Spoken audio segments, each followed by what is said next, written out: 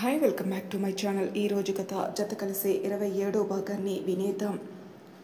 నువ్వు పుస్తకాలు తీసుకునేది ఉంటే తీసుకుందాం పదమ్మా, ఇక మనం బయలుదేరకపోతే వెళ్ళేటప్పటికి లేట్ అయిపోతుంది అంది అమ్మమ్మ. సరే అన్నట్టు తలూపి లేచింది అక్క. అమ్మమ్మ ఒక్కసారి అంటూ తన చెయ్యి పట్టుకొని ఇంటి బయటికి తీసుకుని వెళ్ళిపోయాను. ఏంటి? ఏం లేదు, వెళ్ళిపోతున్నావు కదా అని బాధగా ఉంది, అందుకే కాసేపు నేను హక్ చేసుకుని ఉందామని అన్నాను భుజం మీద తలవారుస్తూ. నువ్వు నా మీద బెంగకి తీసుకొచ్చావా? మీ బావ ప్రైవసీకి తీసుకొచ్చావో నాకు తెలుసు, కానీ నిన్ను మాటలన్నా అందరి నోళ్ళు మూతపడిపోవాలి. నువ్వేం చేయగలవో చేసి చూపించాలి, సరేనా అంది అమ్మమ్మ. అంటూ తలూపాను. ఆరోగ్యం కూడా చూసుకో, టైంకి తింటూ ఉండు, డ్యాన్స్ క్లాస్ మానకు అని మరీ చెప్పి వెళ్ళొస్తాను అంది. మిస్ అవుతాను చాలా, బెంగగా చెప్పేశాను. అంతా మామూలైపోతుంది, ఫోన్లున్నాయిగా, రోజు మాట్లాడుకుంటూనే ఉందాం అని నా భుజం మీద తట్టి శ్రీజ అక్క రావడంతో వాళ్ళిద్దరూ వెళ్ళిపోయారు. వాళ్ళ వెనకే బావ డ్రాప్ చేయడానికని. మేము 5 మిగిలాం ఆ ఇంట్లో. నేను స్టార్ట్ అవుతానిక అన్నాను. లంచ్ చేసి స్టార్ట్ అవ్వు సుబ్బు, ఆర్డర్ చేసుకుందాం అన్నాడు రిషి ఫోన్ తీసి. సరే అని కూర్చుని వాళ్ళ సామాన్లు సర్దుకోవడంలో హెల్ప్ చేసి ఆర్డర్ పెట్టుకున్న బిర్యానీ తింటూ ముచ్చట్లు పెట్టాం. అన్ని ముచ్చట్లో ఒక ముచ్చటగా చెప్పాను, సిద్ధార్థ్ కాలేజీ మారిపోతా అంటున్నాడని. మంచిది, పీడ విరగడైంది అని చెప్పు అన్నాడు రవి. రే నువ్వాగో అని తనని ఆపి ఏం అన్నాడు రిషి. వాళ్ళింటికి కాలేజీ దూరం అని. అది జాయిన్ అయినప్పుడు తెలియలేదా? వెటకారంగా అన్నాడు రవి. ఎప్పుడో ఒకప్పుడు తెలుసుకున్నాడుగా, నువ్వు చాలు ఆ జిడ్డుని వెనకేసుకు రావడానికి. హిహిహి, నన్ను వెక్కిరించడం ఆపి మీ పని చూసుకోండి, నేను హాస్టల్కి బయలుదేరుతున్నాను అన్నాను. తోడురానా అన్నాడు రిషి. వద్దు, నేను వెళ్తా, పొద్దున్నుండి పనిలో ఉన్నారుగా, రెస్ట్ తీసుకోండి. అయినా నేను వెళ్ళలేనని అనుకుంటున్నావా అన్నాను కళ్ళెగరేస్తూ. నువ్వు వెళ్ళగలవని నాకు తెలుసు, కానీ తోడొస్తే అదొక తృప్తి అన్నాడు రిషి. ఇక ఈ మొండిగట్టం నన్ను దింపేదాకా వదిలేలా లేడని తన కోసం వెయిట్ చేసి ఇద్దరం కలిసే వెళ్ళాం ఆటో ఎక్కి. టేక్ కేర్, ఏదైనా అవసరమైతే మొహమాట పడకుండా కాల్ చేయి, వీఆర్ జస్ట్ ఆ కాల్ అవే ఫ్రమ్ యూ అన్నాడు Rishi. Thank you so much for your help, చాలా రుణపడిపోతున్నాను నీకు అన్నాను చిన్న స్మైల్ ఇచ్చి. ఈ రుణాలు మాఫీలు గోలలు ఆపి హ్యాపీగా ఉండు Subbu, I just need that అన్నాడు రిషి. ఓకే బాయ్ అని తనకి చెప్పి హాస్టల్ రూమ్లోకి వెళ్ళాను. ఇందాక వెళ్ళినప్పుడు లేరు, కానీ ఇప్పుడు వచ్చేసరికి నా రూమ్లో సీనియర్స్ వచ్చేసారు. నీదేనా ఈ లగేజ్? అవును సిస్టర్.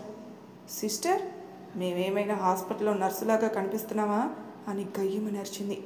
దెబ్బకి దడుచుకుని కాదని 4 సార్లు తలూపి మరీ కన్ఫర్మేషన్ ఇచ్చేశాను. సీనియర్స్ రూమ్స్ వాళ్ళు అలాట్ చేశారు సరే, నీకు భయం అనిపించలేదా కళ్ళెగరేస్తూ అడిగింది.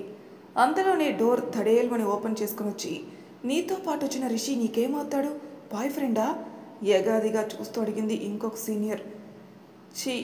ఈ పులుల బోన్లో పడినందుకు నా మీద నాకే చిరాకుగా ఉన్నా ఆ విసుగు ఎవరి మీద చూపించలేక, తను మా రిలేటివ్, నాకు బావ అవుతాడు అన్నాను. దెబ్బకు అందరూ ఒకేసారి సీరియస్గా చూశారు నా వైపు. నేనేం చేశానో అర్థం కాక బిక్క మొహం వేసి చూశాను వాళ్ళ వైపు. రిషి నీకు బావా?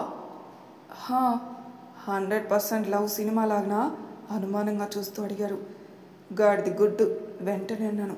మరి మా ఇద్దరి మధ్య బాండింగ్ ఎలా ఎక్స్ప్లెయిన్ చేయాలి అని తీవ్రంగా థింక్ చేసి, ఇప్పుడు బెంగళూరు డేస్ సినిమా చూసారా? మలయాళం సినిమా. ఎస్, అందులో నేను దివ్య అయితే తను అజ్జు. అంటే నువ్వు నజ్రియా, తను దుల్కరా? ఎగ్జాక్ట్లీ. అమ్మయ్య, బ్రతికిపోయావు చెల్లి. చెల్లె? అంటే మీరు రిషి తనే సుభాషితం ఏమో అని తెగ క్యూరియస్గా అడిగేశాను. నేను రిషిని లవ్ చేస్తున్నా, తెగ మెలికలు తిరిగిపోతూ చెప్పింది. మరి రిషి? తను లవ్ చేస్తే ఇంకెందుకు ఇగోలా నిష్ఠూరంగా చెప్పింది. ఓ, తను ఎవరినైనా లవ్ చేస్తున్నాడా? తెలీదు. మరి అజ్జు దివ్య అన్నా? అంటే కజిన్స్ కదా, ఇలాంటివి ఎలా షేర్ చేసుకుంటాం, పొరపాటున ఇంట్లో తెలిసిపోతే ఇబ్బందులు వస్తాయి కదా అన్నాను. పాయింటే, బట్ ఈ రోజు నుండి రిషితో మాట్లాడుతూ తన గర్ల్ ఫ్రెండ్ గురించి తెలుసుకోవడానికి ట్రై చేస్తూ ఉండు. ఒకవేళ లేకపోతే నా గురించి చెప్పి కొంచెం నాకు సెట్ చేయడానికి ట్రై చేయి అంది. ఓకే, నీ బెడ్ అది. విండో పక్కనున్న బెడ్ వైపు చూపించింది. థ్యాంక్స్.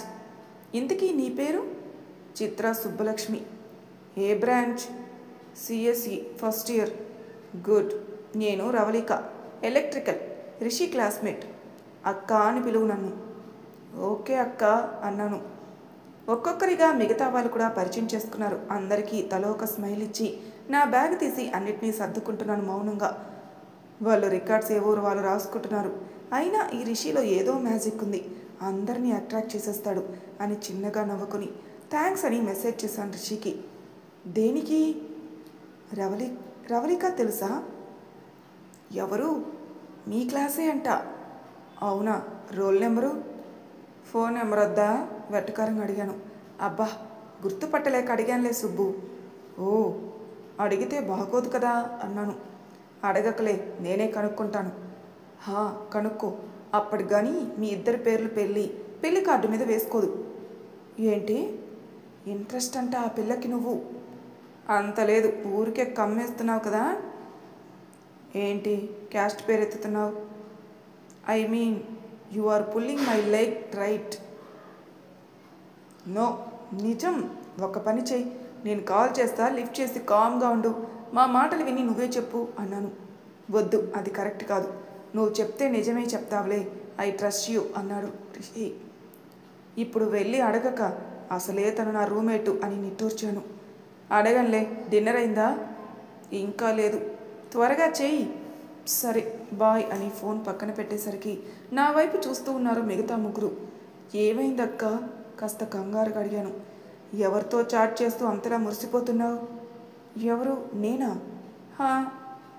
ఎవరూ లేరు, రిషినే అన్నాను. ఓకే, డిన్నరు రూమ్కి రాదు, మనమే మెస్కెళ్ళి తినాలి. సో వస్తున్నాను అని ప్లేట్ పట్టుకుని వెళ్ళాను మెస్కి. ఫస్ట్ రోజే వాటర్ కంటే పలచటి సాంబారు, కేజీ ఆయిల్లో కూర, చపాతీ అనాలో రాయి అనాలో తెలియని రోటీ, అన్నిటికంటే దారుణం మేకుల్లాంటి అన్నం. ఇన్ని రోజులు మా అమ్మమ్మ చేతి అమృతానికి అలవాటు పడ్డ ముద్ద దిగకపోయినా అలవాటు చేసుకుని లేచి రూమ్కి వచ్చి పుస్తకాలు తీశానిక. తర్వాత రోజు పొద్దున్నే కాలేజీకి వెళ్ళేసరికి అంతా మామూలుగానే ఉంది. పూర్వి సిద్ధార్థ్ స్కూల్ ఫ్రెండ్ అని రిషి చెప్పడం గుర్తొచ్చి కావాలని తన పక్కన కూర్చోకుండా వెళ్ళి ఫస్ట్ బెంచ్లో ఖాళీ ఉంటే కూర్చున్నాను. క్లాస్ అయిపోయిన తర్వాత తెలిసిన న్యూస్ ఏంటంటే Siddharth already TC తీసేసుకున్నాడు college నుండని.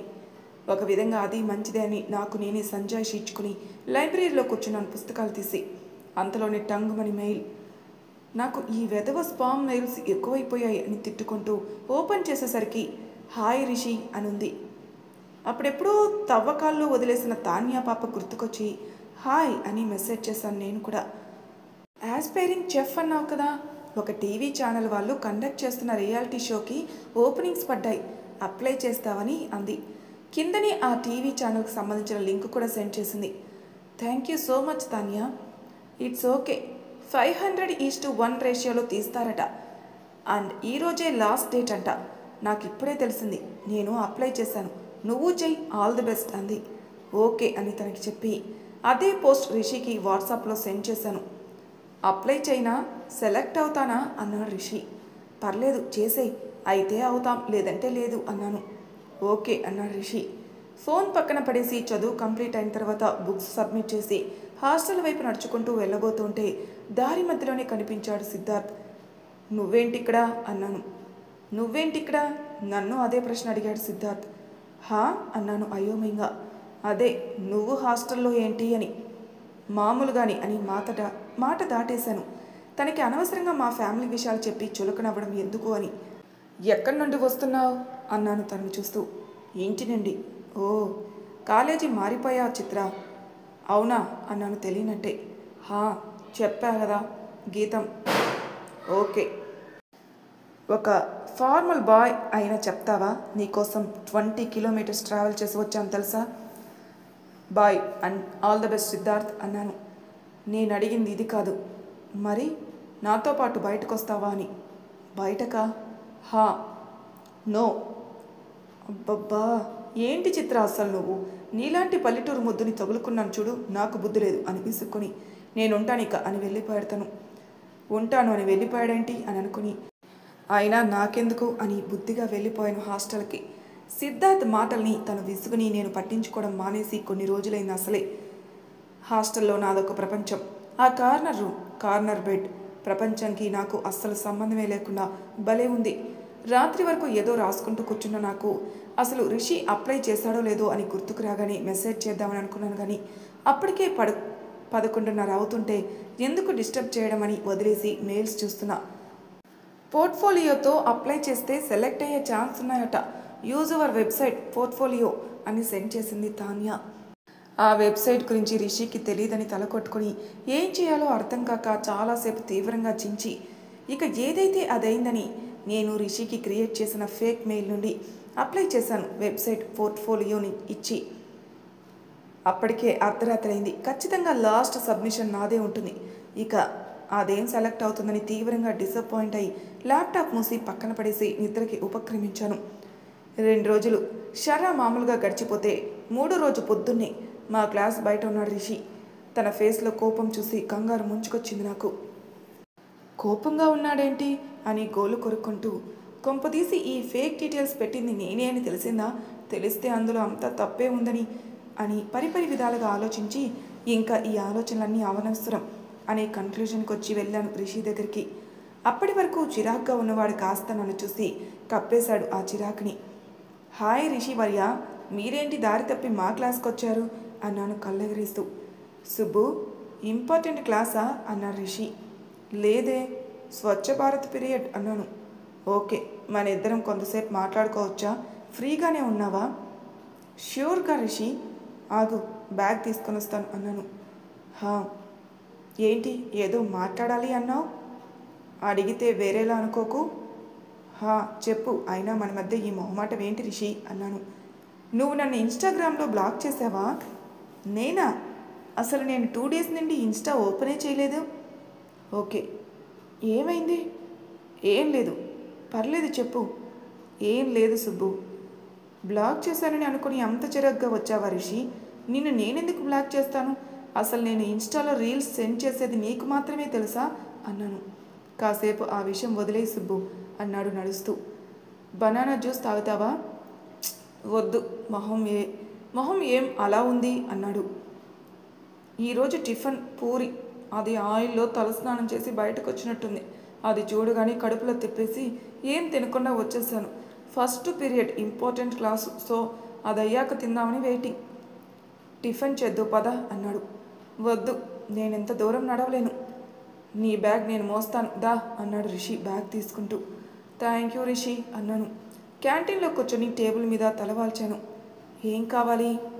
Masala dosa అని పాకెట్ నుండి మనీ తీసిచ్చాను. హే ఉంచు అన్నాడు రిషి.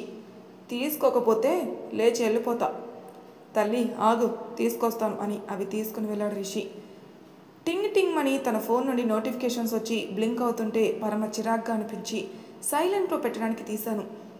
నా ఇన్స్టా హ్యాండిల్ నుండి తనకి వీడియోస్ వస్తుంటే ఒక్క సెకండ్ షాక్ అయి తన ఫోన్ పెట్టేసి నా ఫోన్ తీశాను. నా అకౌంట్లోకి లాగిన్ అవ్వడానికి ట్రై చేస్తుంటే అవ్వట్లేదు. కంగారు వచ్చేసింది నాకు. దోశ తీసుకొని రాగానే రిషి అన్నాను. తిను అన్నాడు. అది కాదు, నీకు నా అకౌంట్ నుండి వీడియోస్ వస్తున్నాయి, ఫోన్ నా దగ్గరే ఉంది, నేను నీకేం పెట్టలేదు రిషి అన్నాను అయోమయంగా. నువ్వు నా ఫోన్ తీసావా? తీయలేదు, అక్కడే కనిపించింది. వదిలే, అది నీ అకౌంట్ కాదు. నేనేం చెడ్డిదాన్ని కాదు, అది నాదే. ఆ డిస్ప్లే ఫోటో నేనే తీసింది, నా ఫోన్లోది అన్నాను గురువును చూస్తూ. తిను, ఒక మంచి విషయం చెప్తాను. ఏంటి ఆ మంచి విషయం? తినన్నాగా. అప్పటికే ఆకలి కళ్ళు తిరుగుతుంటే ఎక్కువ మాట్లాడకుండా తినేసి ఇప్పుడు చెప్పు అన్నాను. నిన్నటి నుండి నీ అకౌంట్లో నుండి అనవసరమైన వీడియోస్ వస్తున్నాయి సుబ్బు. నాకు ఎవరైనా నీకు అకౌంట్ హ్యాక్ చేసి ఉండొచ్చు అన్నాడు Rishi. What do you mean by hack? నా అకౌంట్ ఎందుకు హ్యాక్ చేస్తారు? నేనేమైనా సెలబ్రిటీనా లేదంటే పొలిటీషియనా అన్నాను అర్థం కాక. ఐ థింక్ నేనే రాంగ్ వర్డ్ యూజ్ చేశా. మిస్యూజ్ చేసి ఉంటారు నీ క్రెడెన్షియల్స్ ఎవరైనా అన్నాడు రిషి. ఎవరు? నేను అసలు నా డీటెయిల్స్ ఎవరికీ చెప్పలేదు కదా. మెయిల్ కూడానా? మెయిల్? సిద్ధార్థ్ ల్యాప్టాప్లో ఒక్కసారి లాగిన్ అయినట్టు గుర్తు. సిద్ధార్థ, ఒక పని చెయ్యి, నీ ఫోన్లో నుండి ఫస్ట్ లాగౌట్ అయ్యి మళ్ళీ నీ క్రెడెన్షియల్స్తో మెయిన్ లాగిన్ అవ్వడానికి ట్రై చేయి అన్నాడు రిషి. హా సరే అని సేమ్ అలానే అవడానికి ట్రై చేస్తే ఆ నెంబర్ ఏదో ఐఫోన్ 14 విశాఖపట్నం అని చూపిస్తుంది. ఎవరిది అని ఆలోచిస్తుంటే టక్కున గుర్తొచ్చింది సిద్ధుది. లేటెస్ట్ మోడల్ కొనమంటే వాళ్ళ పేరెంట్స్ కొంచెం అడ్జస్ట్ చేసుకొని రిక్వెస్ట్ చేసి మరీ కొన్నారని చెప్పాడుగా, సిద్ధుదే అన్నాను చిన్నగా. హా వాట్ నాన్ సెన్స్ అని లేచి వాడి నెంబర్ నాకు సెండ్ చేయి సుబ్బు అన్నాడు సీరియస్గా. ఎందుకు వద్దు అన్నాను. ఏం వద్దు గాడిది గుడ్డు, అసలు వాడు నాకు ఎలాంటి వీడియోస్ పెడుతున్నాడు తెలుసా? ఛా, నీ అకౌంట్ని నీకు తెలియకుండా యూజ్ చేస్తే నీకు నో ప్రాబ్లం అవ్వచ్చు సుబ్బు, కానీ ఇలా అనవసరమైన ఫొటోస్ అండ్ వీడియోస్ నాకు సెండ్ చేస్తే నాకు ఓకే కాదు. నువ్వు నెంబర్ ఇస్తే ఓకే, ఇవ్వకపోతే నేను డిపార్ట్మెంట్లో తీసుకొని కాల్ చేస్తాను అన్నాడు Rishi. Rishi please Subbu please try to understand situations, నువ్వు అనుకున్నంత ఈజీగా లేవు సుబ్బు అన్నాడు అసహనంగా. ఒక్కసారి నీకేం వీడియోస్ పెట్టాడు చూపించు అన్నాను. అవి నీకు చూపించేవి కాదు, వదిలేయి అన్నాడు. అప్పటికే మ్యాటర్ ఆల్మోస్ట్ అర్థమై మొహం పాలిపోయింది నాది. వెంటనే తనకి సిద్ధార్థ నెంబర్ షేర్ చేశాను. టపీమని కాల్ చేసి ఎదురు చూస్తున్నాడు రిషి. ఏమైంది సిద్ధార్థకి, ఈ పిచ్చి పనులేంటి అని తిట్టుకుంటూ కూర్చున్నాను. లిఫ్ట్ చేసి హలో అన్నాడు సిద్ధార్థ్. రే ఏంట్రా వీడియోస్ ఎవరికి పంపిస్తున్నావు? నీకు ఒళ్ళంతా సరదాగా ఉంటే నువ్వు చూసుకో, నాకు సెండ్ చేస్తే పళ్ళు రాలిపోతాయి. అయినా సుబ్బు అకౌంట్ నుండి సెండ్ చేస్తున్నావేంట్రా? నీ ప్లాన్ అర్థం కాదని అనుకున్నావా? లేదా తన అకౌంట్ నుండి అలాంటి వీడియోస్ వస్తే నేను తనతో తప్పుగా బిహేవ్ చేస్తానని ఆశించావా అన్నాడు రిషి అరుస్తూ. సుబ్బు ఏంట్రా సుబ్బు, అంత క్లోజ్నెస్ ఏంటి మీ మధ్య? నీ గర్ల్ ఫ్రెండ్ ఎవరికైనా ఇన్స్టాలో మీమ్స్ షేర్ చేసుకుంటూ రీల్స్ షేర్ చేసుకుంటూ ఉంటే నువ్వు తేడా వాడిలా కామ్గా ఉంటావేమో కానీ నేనుండను. అయినా నా గర్ల్ ఫ్రెండ్ అకౌంట్ నేనేమైనా చేసుకుంటా, నీకెందుకు? సమాధానం చెప్పాలి బే అన్నాడు సిద్ధు. సిద్ధార్థ్ బిహేవ్ అన్నాను కోపంగా. ఓ పక్కనే పెట్టావా వీడిని కూడా? మేడం చిత్రా సుబ్బలక్ష్మి, వీడు ఎప్పుడు నీ చుట్టూ తోకలా తిరగడం తప్ప వీడికి వేరే పని లేదు అనుకుంటా. ఇన్ని రోజులు వాడు సైడ్ నుండి మాత్రమే ఇంట్రెస్ట్ ఉందేమో అనుకున్నా, తీరా చూస్తే నీ వైపు నుండి కూడా కనిపిస్తుంది. నువ్వు కూడా తెగ రీల్స్ వీడియోస్ షేర్ చేసేస్తున్నావు. ఇన్స్టాలోనే ఇవి షేర్ చేస్తే వాట్సాప్లో ఏం షేర్ చేస్తున్నావు? మా దగ్గర మాత్రం ప్రతివ్రత శిరోమణిలాగా ఓవర్ యాక్షన్ చేస్తావు, వీడితో మాత్రం ఇలాంటి వేషాలు వేస్తావు. ఇందుకే నీలాంటి లో క్లాస్ వాళ్ళంటే చిరాకు నాకు. అసలు ఒక 4 రాళ్ళు విసిరేస్తే కుక్కల్లా తిరుగుతారు మా చెట్టు అన్నాడు సిద్ధార్థ్. మరి తర్వాయి భాగంలో ఏం జరుగుతుందో నెక్స్ట్ ఎపిసోడ్లో తెలుసుకుందాం. అంతవరకు నా ఛానల్ సబ్స్క్రైబ్ చేయని వాళ్ళు ప్లీజ్ సబ్స్క్రైబ్ చేసుకోండి, లైక్ చేసి షేర్ చేయండి, మీ అభిప్రాయాలు నాకు కామెంట్ రూపంలో తెలియజేయండి. Thank you for listening.